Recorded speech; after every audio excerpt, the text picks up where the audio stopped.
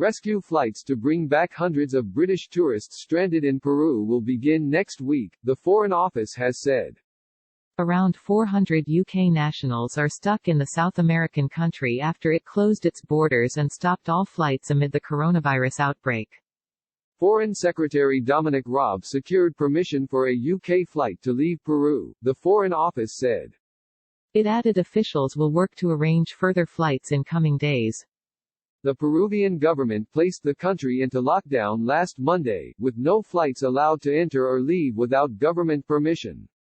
A 9-hour curfew is also in place between 2000 and 5 o'clock, and all shops are closed except for pharmacies and stores selling food.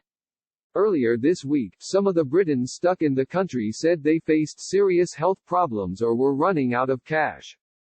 Many said they felt the UK government was not doing enough to get them home at a time when other nations, like Germany and Israel, were funding the high costs of repatriations.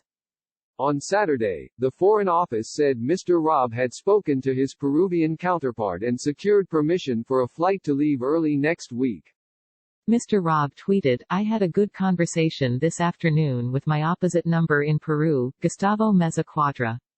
Amidst all the challenges of tackling coronavirus, we committed to working together in the coming days to enable UK nationals in Peru and Peruvian nationals in the UK to return home."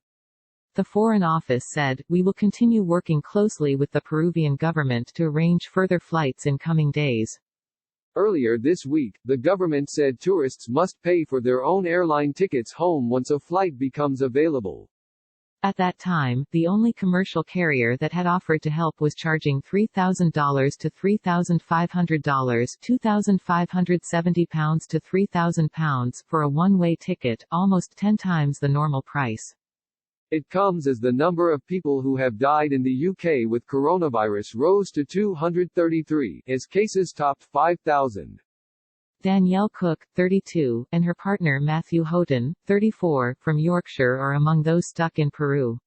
Ms. Cook's father died a few days ago.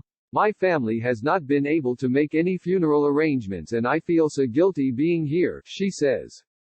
The couple and 9 others, including Dutch and Canadian travelers, had gone to Peru to see the mountain Machu Picchu, but they are all now holed up at an Airbnb in Cusco.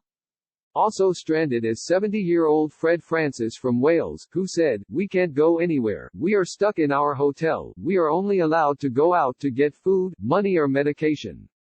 I have a heart condition, so being at high altitudes it is fine for a few days but we don't know long how we'll be here for." Read more from the tourists stuck in Peru.